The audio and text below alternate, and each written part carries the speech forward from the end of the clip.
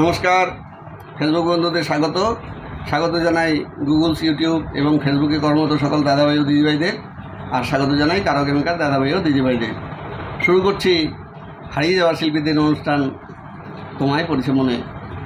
আজ যাকে খুব মনে পড়ছে তিনি সঙ্গীতের স্বর্ণযুগের একজন কিংবদন্তি শিল্পী, শ্রদ্ধেয় শ্রী সুধীরলাল চক্রবর্তী। তিনি একজন অসাধারণ সুরকারও ছিলেন এবং সঙ্গীতের স্বর্ণযুগে তিনি পদার্পণ করেছিলেন, কিন্তু 1952 সালে তিনি প্রয়াত হয়েছিলেন এবং হৃদরোগজনিত কারণে খুব অল্প বয়সে, মাত্র 36 বছর বয়সে। যাই হোক, আমরা খুব অল্প সময় তাকে হারিয়ে ফেলেছিলাম। আর এই অল্প সময়ের মধ্যে কিন্তু তিনি কিংবদন্তি শিল্পী শ্যামল মিত্র, উৎপলা সেন, নিতা সেন এনাদের মতো শিল্পীকে নিজের হাতে তৈরি করে দিয়ে গেছেন। আমাদের খুব দুর্ভাগ্য যে আমরা খুব কম সময়ের মধ্যে তাকে আমরা হারিয়ে ফেলেছি, নইলে আমরা আরও অনেক সৃষ্টি আমরা তার কাছ থেকে পেতে পারতাম। যাই হোক, ওনার কথা এর আগেও আপনাদের জানিয়েছি। আর ওনার জন্মদিনের ট্রিবিউট আমি করতে পারি না, কারণ গুগলস উইকিপিডিয়াতে আমি ওনার জন্মদিন পাইনি, অনেক খোঁজাখুঁজি করেছি। 1916 সালে উনি বাংলাদেশে জন্মেছিলেন, এটুকুই শুধু পেয়েছি, কোনো দিন তারিখ আমি পাইনি বলেই আমি ওনার প্রয়াণ দিবসে ট্রিবিউট করি। আজ ওনার 74তম প্রয়াণ দিবস। প্রত্যেক বছর আমি প্রয়াণ দিবসেই আমি ওনার ট্রিবিউট করে থাকি। যাই হোক, এই অনুষ্ঠানের শুরুতে ওনারই একটি বিখ্যাত গান আপনাদের গিয়ে শোনাবার চেষ্টা করছি। গানের বাণী লিখেছেন কিংবদন্তি কবি প্রণব রায়। সুধীরলালের নিজের সুরেই তিনি গানটি গিয়েছিলেন এবং এই গান আগে অনেক শোনা যেত রেডিওতে, কিন্তু এখন তো আর এই সমস্ত গান শোনা যায় না। এসব এই ওনার মতো এরকম বিখ্যাত শিল্পীও আজ বিস্মৃত প্রায় হয়ে গেছে। যাই হোক, আপনাদের আমি সেই গানটি শোনাবার চেষ্টা করছি। কোনো এক সময় অনেক দিন আগে হয়তো এটা খালি গলায় একটুখানি আপনাদের শুনিয়েছিলাম। আজ কারকের সহযোগে আপনাদের শোনাবার চেষ্টা করছি। কারকের সৌজন্যে সারগাম মিউজিক্যাল ট্রুপ, ওনাদের অনেক ধন্যবাদ।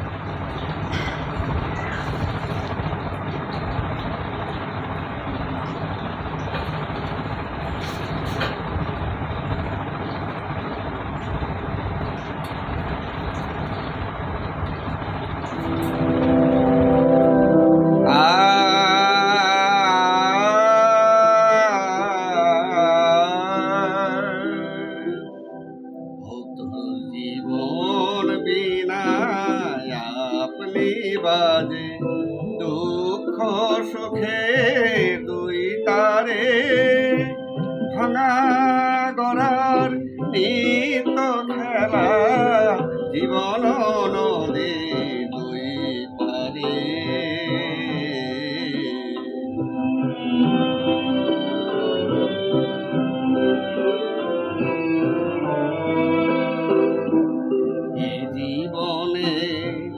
চলার পথে আনন্দে তুই গান করে যা,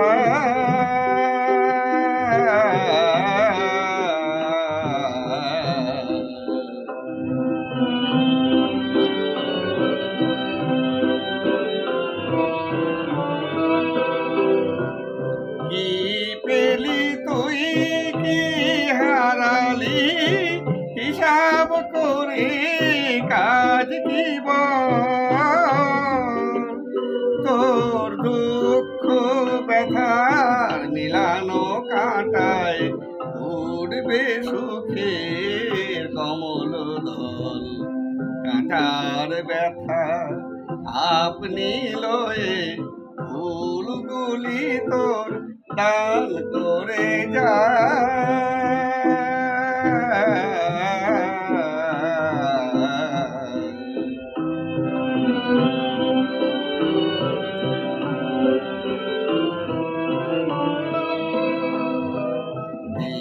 দুনিয়ার মালিক যিনি, জীবন চলে যার হাতে, এক হাতে তার গরল আছে, অমৃত রয়ার হাতে, অমৃত রয়ার হাতে, আপন হাতে যা দেয় প্রভু তাই নিয়ে তুই পান করে যা।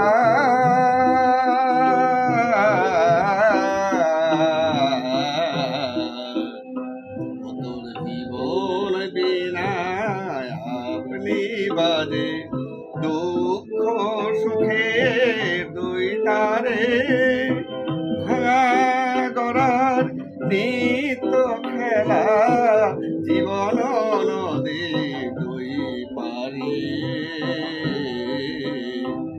তোর জীবন বিনা আপনি বাজে।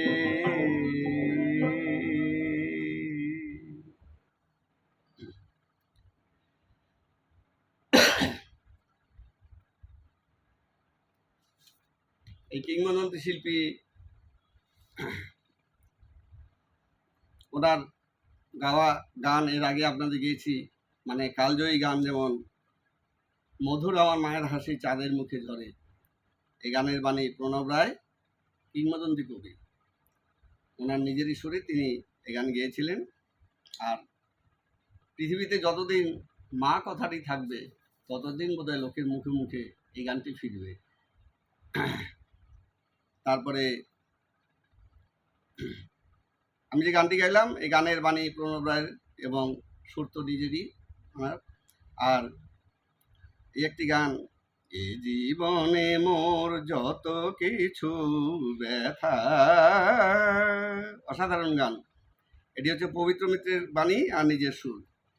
তারপরে গান গেয়ে মোর দিন কেটে যায়, সুন্দর সুন্দর গান আছে। মিলনের গান, তোমার আমার নয়, এ দুটি নয়ন পলকে হারায়, অনেক ভালো ভালো গান আছে। তারপরে তুমি কত দূরে কোন গহন আধারে, এই গানগুলো অত্যন্ত ভালো গান। আজকাল তো এই সমস্ত গান আর শোনা যায় না, আগে রেডিওতে শোনা যেত। আর ওনার সুরে আমাদের অনেক কিংবদন্তি শিল্পীরা গান গেয়েছেন, যেমন হেমন্তজি গিয়েছিলেন পবিত্র মিত্রের কথায়, শুধু অবহেলা দিয়ে বিদায় করেছো যারে, এই গানটি। এখন এসব গান আর শোনা যায় না। তারপরে পবিত্র মিত্রের কথায় ওনার এই সুরে শ্যামলজি গিয়েছিলেন, এবং ওনার গুরুর প্রয়াণের পরপরই তিনি গুরু প্রণাম হিসেবে গানটি গিয়েছিলেন। স্মৃতি তুমি বেদনা, কালজয়ী গান এটি।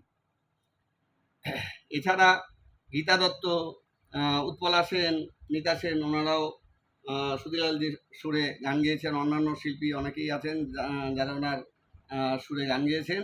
উনি একজন অসাধারণ সুরকার ছিলেন। যাই হোক, আমরা খুব তাড়াতাড়ি খুব ওনাকে হারিয়ে ফেলেছি। তখনকার দিনে চিকিৎসা ব্যবস্থা তো একদম ভালো ছিল না। হার্টের অসুখে তিনি মারা গিয়েছিলেন মাত্র 36 বছর বয়সে। আর সঙ্গীতের স্বর্ণযুগে পদার্পণ করে তিনি খুব বেশি দিন তিনি আর আমাদের মধ্যে ছিলেন না। 1952 সালে তিনি প্রয়াত হয়েছিলেন আজকের দিনটিতে। কিন্তু তারপরেও ওনার সুর দেওয়া অনেক গান রিলিজ হয়েছে। যাই হোক,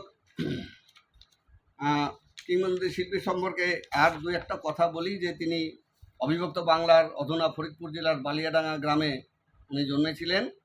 আর তারপরে ভারতবর্ষে তিনি চলে আসেন। পণ্ডিত গিরিজাশঙ্কর চক্রবর্তীর কাছে তিনি সঙ্গীতের তালিম নিয়েছিলেন। শাস্ত্রীয় সঙ্গীত এবং অন্য সকল বিষয়ে খেয়াল, ঠুংরি ও ভজনে পারদর্শিতা অর্জন করেছিলেন। বিভিন্ন প্রতিযোগিতামূলক অনুষ্ঠানে তিনি বিশেষ কৃতিত্বের সাক্ষ্য রেখেছেন। তারপরে মাত্র 19 বছর বয়সে তার গাওয়া উচ্চাঙ্গ সঙ্গীত রেকর্ডিং হয়েছিল। এরপরে তিনি বাংলাদেশে বেতারে তিনি ওই সঙ্গীত প্রযোজক হিসেবে যোগদান করেছিলেন 1942 সালে। আবার আমাদের এই কলকাতা আকাশবাণীর কেন্দ্রের ডাকে তিনি আবার 1945 সালে তিনি কলকাতায় চলে আসেন এবং আকাশবাণীতে সঙ্গীত প্রযোজক হিসেবে তিনি কাজ করেছিলেন। যাই হোক, তার অনেক ছাত্রছাত্রীদের মধ্যে তো আমি বলেছি শ্যামল মিত্র, উৎপলা সেন, নিতা সেন, গায়ত্রী বসু এবং অপরেশ লাহিড়ী, মানে বাপি লাহিড়ীর বাবা, তিনিও কিন্তু তার ছাত্র ছিলেন। অসাধারণ একজন গায়ক ছিলেন অপরেশ লাহিড়ী। এই সমস্ত কৃতি ছাত্রছাত্রী তার ছিল।